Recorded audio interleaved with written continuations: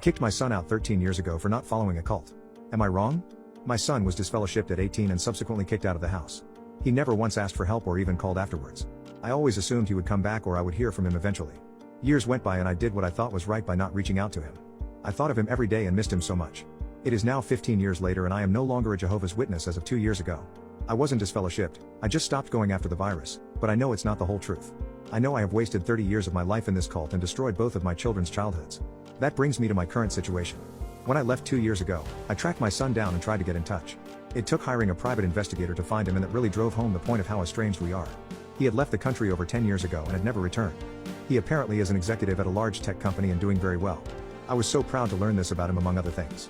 I called his phone number that the investigator provided me, but there was no answer. I left voicemails, texts, wrote letters, etc. I feel terrible for the pain I've caused him and all I want to do is make up for it. I may have taken it too far when I flew overseas to see him and showed up unannounced at his house.